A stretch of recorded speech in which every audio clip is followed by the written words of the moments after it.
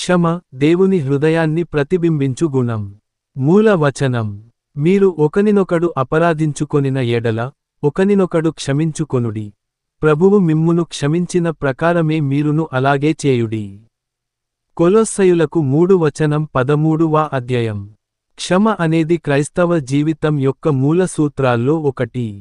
మన ప్రభువు యేసుక్రీస్తు తన జీవితంలో క్షమను మనకు చూపిన మహత్తరమైన ఉదాహరణ. మన పాపాలను ఆయన చీవాటుగా తీసుకుని క్రూసుపై మరణించడమే ఆయన క్షమ యొక్క పరాకాష్ట. క్షమించడం అనేది ఆజ్ఞ. దేవుడు మనలను క్షమించినట్లే మనము ఇతరులను క్షమించమని ఆయన కోరుతున్నారు. మత్తయి 6:14-15 వరకు. క్షమించడం మన హృదయాన్ని స్వచ్ఛం చేస్తుంది. మనం క్షమించకపోతే మన హృదయంలో ద్వేషం మరియు పగ ఏర్పడుతుంది.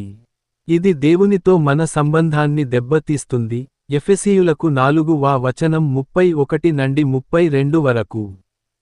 క్షమ ఒక ప్రక్రియ.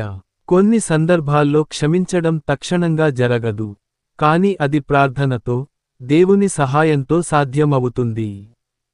క్షమించటం ద్వారా దేవుని ప్రేమను చూపించగలం. మనకు అపరాధం చేసిన వారిని క్షమించడం ద్వారా మనం యేసు ప్రేమను పంచగలుగుతాం. లూకా 23:34వ అధ్యాయం. ఈయనలకే క్షమించుము. ముగింపు: మనకు జరిగిన అన్యాయాన్ని గుర్తుచేసుకుంటూ బ్రతకడం కన్నా దేవుని కృపను పంచుతూ బ్రతకడం గొప్పది. క్షమించండి, అది స్వేచ్ఛను ఇస్తుంది. Both to others and to ourselves.